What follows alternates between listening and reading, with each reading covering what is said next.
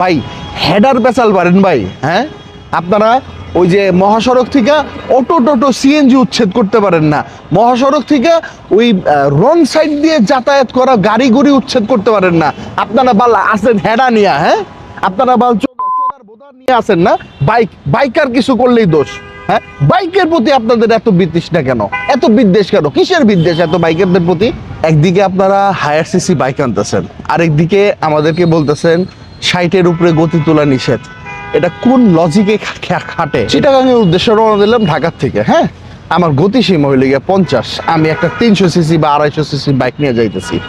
মিলে আমার কাছে তো মনে হয় মহাসড়কের যে উচ্চ গতিসীমা নির্ধারণ করা আছে 80, এই জিনিসটাও কম। আপনারা হইলে গিয়া ওই যে প্রোটোকলের মাধ্যমে এক জায়গা থেকে আরেক জায়গায় যান, তো রাস্তাঘাট ফাঁকা দেখেন, সাই সাই করে পাখির মতো উইড়া বেড়ান, তো আপনারা বুঝবেন না মহাসড়কে কি হয় না হয়।